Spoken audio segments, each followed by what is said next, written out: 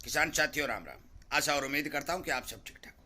साथियों, आज फिर हम ग्वार के ऊपर चर्चा करने जा रहे हैं। मैं पूरी सिचुएशन आपको ग्वार की फसल के बारे में बताने जा रहा हूं और मैंने काफी जिलों के एक एक जिले का वीडियो बना करके पूरे देश के किसानों का जो व्यू था वो पूरे देश में ग्वार की फसल के बारे में पहुंचाया। बाजार के जानकारों का जो भी कहना था वो वीडियो के माध्यम से पूरे देश के कोने कोने तक पहुंचाने की कोशिश की। परंतु जो जो हमने ग्वार भाव के ऊपर पड़ रहे मार को ठीक करने के लिए आवाज उठाई, ग्वार की दशा दिनों दिन बिगड़ती गई और आज एक ऐसे हालात के ऊपर ग्वार को लाकर खड़ा कर दिया कि मान के चलो कि इससे दुर्गति किसी भी जिन्स के नहीं हुई है। न किसी कारोबारी जो भी इस पर काम किया है, जिसने भी इसमें हाथ डाला है, उसको संपूर्ण रूप से ग्वार के भाव में मार पड़ी है, नुकसान हुआ है। क्यों हुआ है, किस कारण हुआ है और आगे क्या सुनहरे दिखाई देने जा रहा है, ये सब बातें मैं आपको बताने जा रहा हूं। मैंने एक वीडियो पहले अपलोड किया था, मैं आपको याद दिलाना चाहता हूं कि पुराने ग्वार की पूजा करो और मौज करो। क्यों किया था? मैंने तमाम क्षेत्र के किसानों से जो भी लिया, जिस तरह से जो किसानों ने बिजाई का आकलन मेरे को दिया कि अब की बार हमारे ग्वार बेल्ट के अंदर, चाहे वो हरियाणा का, राजस्थान का हो, चाहे वो गुजरात का हो, संपूर्ण रूप से ग्वार बिजाई 35 और 30% घट चुकी है और ये सच्चाई छुप नहीं सकती। साथियों, आप सभी को मैं बता दूं कि 35% बिजाई घटने के आसार और अनुमान जो बाजार में आए वो सच्चे निकले। उनके हिसाब से ग्वार के भाव को सहारा मिलना चाहिए था। पुराना माल लगातार कम होता जा रहा था, कैरियर और स्टॉक घटता जा रहा था, डिमांड ठीक ठाक चल रही थी। संपूर्ण बाजार के जानकार इस बारे खुशी से भी चल रहे थे। किसान को भी इस बात का पता था कि अब की बार ग्वार की शॉर्टेज बनने जा रही है और जो जो आगे दिन आएंगे ग्वार भाव को सहारा मिलेगा। परंतु सिस्टम उल्टा चल रहा है। ये क्यों चल रहा है साथियों, मैं बता देना चाहता हूं कि आप सभी को एक बात पर ध्यान देना चाहिए कि हमारे देश के अंदर नारियल की पैदावार कम हुई। आज नारियल तेल के भाव 400 और 500 रुपए के बीच चल रहे हैं। सरसों की पैदावार कम हुई, सरसों के भाव ठीक चल रहे हैं। जीरा की पैदावार कम हुई, जीरा 65,000 तक चला गया। लहसुन की पैदावार कम हुई, 35,000 तक चला गया। परंतु ग्वार की पैदावार लगातार 3 साल से कम होती आ रही है। कैरिस और स्टॉक का हवाला दिया जा रहा है, विदेशों में कम डिमांड का हवाला दिया जा रहा है। साथियों, ये सारी की सारी भ्रमित जानकारियां ग्वार के धंधों को बंद करने के लिए, ग्वार के साथ जुड़े हुए लोगों का रोजगार छीनने के लिए और ग्वार के किसानों को मार पहुंचाने के लिए बनाई जा रही है। मैं आपको स्पष्ट तौर पर बता दूं, जितना बड़ा भी ग्वार बेल्ट है, इसी तरह की जानकारी दे रहा हूं। एक एक बात, एक एक जिले के एक एक किसान से लेकर के लगातार किसान पक्ष में आवाज उठा रहा हूं और इसीलिए कहता हूं कि आप इस जागरूकता अभियान का समर्थन करें, इस चैनल के साथ जुड़े, सब्सक्राइब करें, अनेक लोगों तक इन तरह के वीडियो को शेयर करें ताकि उन्हें इस बात का पता चले कि वास्तविकता धरातल पर क्या है। साथियों, आज बाजार में 1 और 1.5 करोड़ रुपए के जो भाव दफ्तर में बैठकर कंप्यूटरों पर डायल करके बना दिए गए, उनका कारण क्या है? मौके पर मैं धरातल की स्थिति बताने जा रहा हूं। मैं हरियाणा से शुरू कर रहा हूं। हरियाणा के चरखी दादरी साइड में ग्वार को खाद के रूप में खेतों में मिलाया जाना शुरू कर दिया है। झज्जर से लेकर के संपूर्ण ग्वार बेल्ट जो चोपटा क्षेत्र तक आता है, आज भी गुड़िया क्षेत्र के अंदर गुड़िया, बकरियाले और जो फुल अच्छी खेती ग्वार की वहां होती है, वहां जो ये हिसार घग्गर ट्रेन थी ये टूट गई। हिसार घग्गर ट्रेन के लगातार ओवरफ्लो चलने, बार बार गांव गांव में टूटने से सारा का सारा ग्वार बेल्ट जो इसकी चपेट में आया, तमाम बेल्ट खत्म हो चुका है। अगरवा मोड़ साइड, सारवा, कुमारिया आदि गांव में शेम के पानी और इधर से ओवरफ्लो नहरों के पानी से अपना तांडव मचाकर फसलों को खत्म कर दिया है। ग्वार हो चाहे नरमा हो चाहे कपास हो चाहे ग्वार हो चाहे जो भी फसल हो, संपूर्ण फसलें नष्ट हो चुकी हैं। राजस्थान के साथ लगते हुए क्षेत्र, गांव चारवाड़ा से शक्कर मंदोरी से लेकर के बट्टू और फतेहबाद तक संपूर्ण एरिया पानी से लबालब भरा पड़ा है।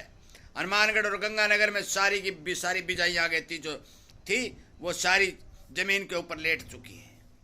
संपूर्ण राजस्थान का नहरी बेल्ट का ग्वार, चाहे वो झुंझुनू का हो, चाहे नागौर मेड़ता का हो, चाहे वो राजगढ़ क्षेत्र का हो, चाहे वो बीकानेर क्षेत्र का हो, 5 और 6 फुट की जो हाइट बिना फाड़ के लेके चल रहा था, संपूर्ण रूप से जमीन पर धराशायी कर दिया गया।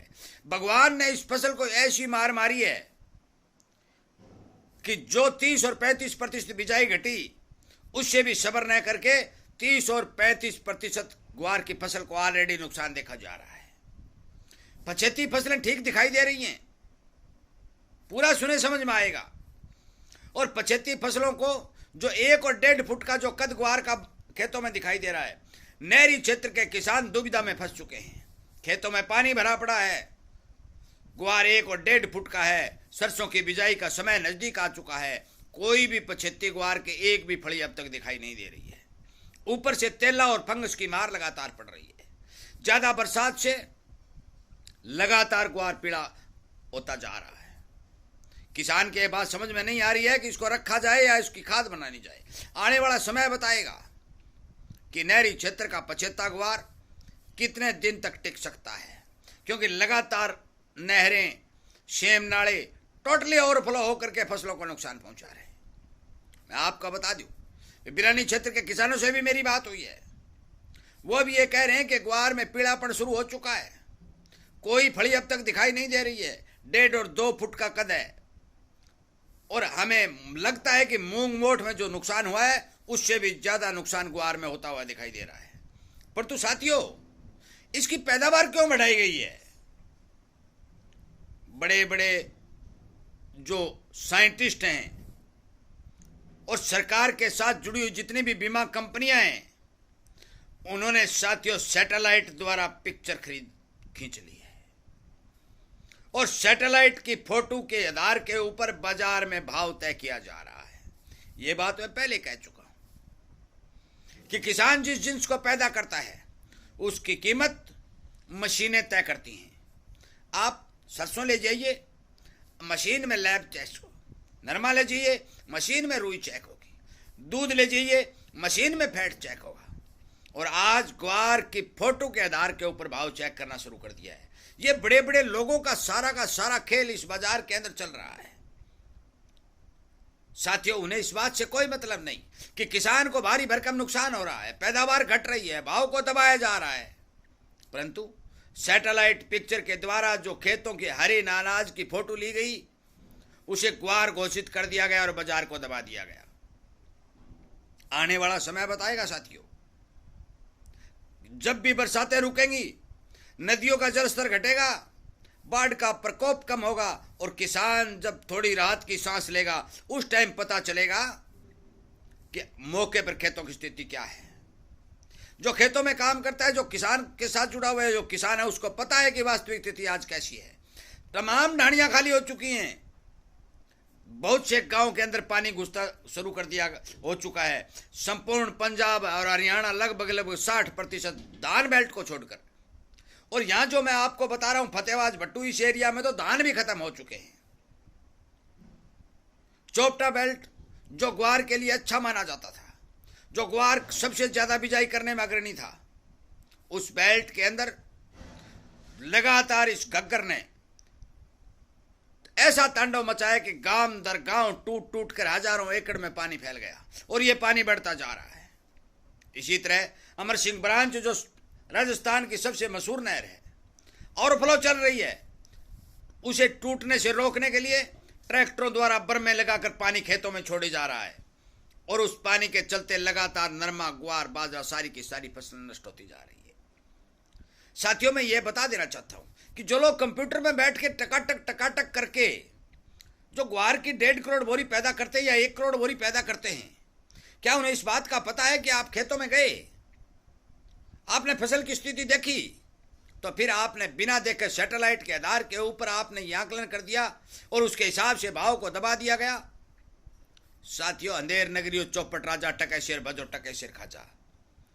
ना सरकार एमएसपी देने को तैयार है, ना एक्सपोर्ट भाव देने को तैयार है, ना भगवान अनाज देने को तैयार है, तो फिर किसान जाए तो जाए कहां? थोड़ा सा एरिया ऐसा बचा है जो बहुत ऊंचा एरिया है और बिरानी क्षेत्र का एरिया है,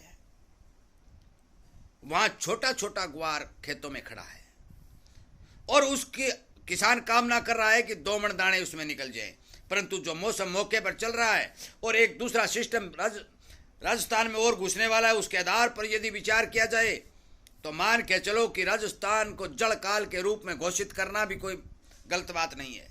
हरियाणा, राजस्थान, पंजाब, तीनों के तीनों क्षेत्र जो ग्वार में, आज ग्वार की जिक्र कर रहे हैं, फसलों को ऑलरेडी नुकसान हुआ है परंतु चर्चा ग्वार की है।